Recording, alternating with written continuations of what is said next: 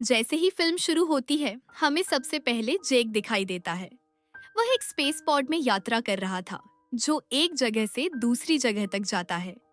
लंबे समय के बाद उसकी आंखें खुलती हैं। वह पिछले 6 सालों से इसी पॉड में कैद था।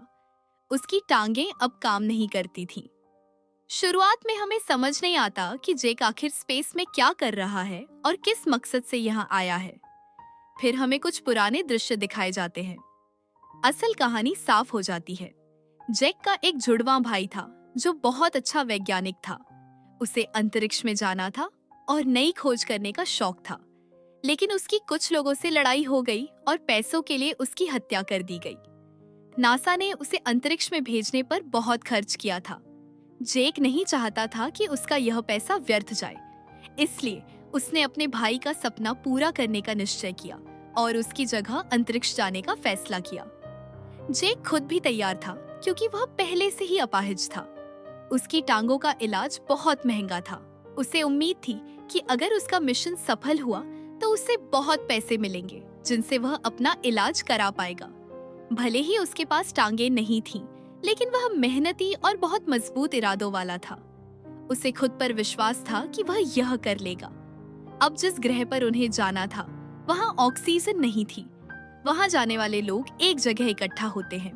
उनके लीडर उन्हें समझाते हैं कि वहाँ हालात का सामना कैसे करना है और अगर किसी जीव से टकराव हो जाए तो कैसे बचना है। इसी बीच जेक की मुलाकात एक व्यक्ति से होती है और दोनों 3 साल तक साथ ट्रेनिंग करते हैं और अच्छे दोस्त बन जाते हैं। वह दोस्त जेक को अपना अवतार दिखाता है। इंसानों और उस ग्रह के जीवों का डीएनए मिलाकर एक प्रोजेक्ट शुरू किया गया था। प्रोजेक्ट की लीडर और हेड आपस में बात करते हैं। प्रोजेक्ट हेड, जो एक बिजनेसमैन था, बताता है कि जेक का यहाँ होना कोई समस्या नहीं है। वह समझदार है और वह यह भी बताता है कि आखिर इस ग्रह पर क्यों जाना है। वह उन्हें एक कीमती पत्थर दिखाता है, जिसकी कीमत बहुत ज्यादा थी। 1 किलो पत्थर की कीमत 100 करोड़ थी, यानी सिर्फ 10 ग्राम शख्स 1 करोड़। वह कहता है, चुप रहो और होने दो। अब जेक को एक मशीन में डालकर अवतार में बदल दिया जाता है, यानी अब वह नीले रंग का, लंबे कान, लंबी छोटी और पूंछ वाला जीव था। इस नए शरीर में आकर वह खुश हो जाता है। उसकी आर्मी ट्रेनिंग की वजह से उसकी गतिविधियां अच्छी थीं। उससे कहा जाता है कि वह जितना अधिक उस ग्रह के जीवों के बीच समय बिताएगा, उतनी जल्दी वे उस पर भरोसा करेंगे। असल मकसद यह था कि पहले उन जीवों को वहां से हटाना है और अगर 3 महीने में यह संभव न हुआ तो हमला करके सबको खत्म करना होगा और बदले में जेक की टांगों का इलाज करवा दिया जाएगा। जेक अवतार रूप में उस ग्रह पर पहुंचता है। वह हर चीज को देखकर खुश होता है। अचानक एक अजीब जानवर उसका पीछा करता है। वह भागकर नदी में कूद जाता है और अपनी टीम से बिछड़ जाता है। जंगल में वह अकेला रह जाता है।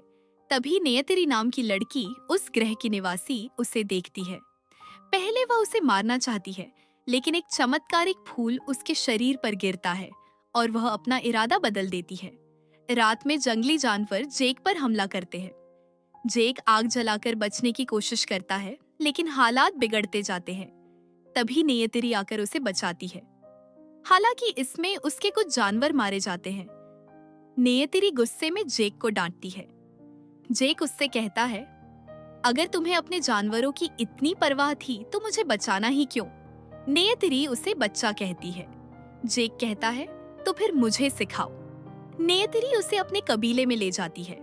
वहाँ लोग जेक को मारना चाहते हैं, लेकिन नेयतिरी की माँ, जो रानी थी, उसे बचाती है और आदेश देती है कि नेयतिरी जेक को सिखाए।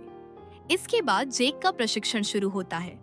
वह घुड़सवारी करना, शिकार करना और सबसे बड़ी बात, प्रकृति से प्यार करना सीखता है।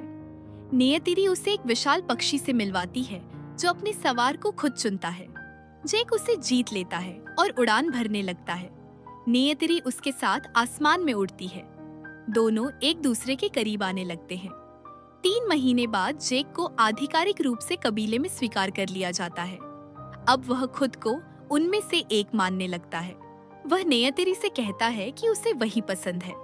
नेयतिरी भी खुश होती है, लेकिन इंसानों का असली मकसद सामने आता है। प्रोजेक्ट हेड और कर्नल कहते हैं कि अब हमला करना ही पड़ेगा, क्योंकि हमें पत्थर चाहिए। जेक सबको समझाने की कोशिश करता है लेकिन कोई नहीं सुनता। हमला शुरू होता है। इंसान बम बरसाते हैं और उनका पवित्र वृक्ष गिरा दिया जाता है। नियतिरी का पिता मारा जाता है। कबीले वाले टूट जाते हैं। जेक और उसके साथी गिरफ्तार हो जाते हैं, लेकिन एक पायलट उन्हें बचा लेती है। प्रोजेक्ट की लीडर घायल हो जाती है और अंत में मर जाती है। अब जैक अकेले ही सबको एकजुट करने का बीड़ा उठाता है। वह उस महान पक्षी पर सवार होकर आता है जिस पर नियतिरी के पूर्वज बैठे थे। सबको यकीन हो जाता है कि जेक सचमुच उनकी मदद करेगा। आखिरकार निर्णायक युद्ध शुरू होता है। इंसानों के पास आधुनिक हथियार हैं और कबीले वालों के पास सिर्फ धनुष बाण, लेकिन पूरी प्रकृति जेक का साथ देती है। विशाल पक्षी और जानवर इंसानों पर हमला कर देते हैं। इंसानों के विमान गिर जाते हैं। आखिर में जेक और कर्नल आमने सामने होते हैं। कर्नल जेक के असली मानव शरीर को मारने की कोशिश करता है, लेकिन नियतिरी आकर कर्नल को तीर मार देती है और वह मर जाता है। जेक बेहोश हो जाता है क्योंकि उसके पास ऑक्सीजन नहीं थी। नियतिरी उसे बचाती है। अंत में सभी इंसानों को धरती पर वापस भेज दिया जाता है। सिर्फ जेक और कुछ चुने हुए लोग वहीं रह जाते हैं। जेक हमेशा के लिए अवतार बन जाता है और नियतिरी के साथ खुशहाल जीवन बिताने लगता है। इसके साथ ही फिल्म खत्म होती है। धन्यवाद।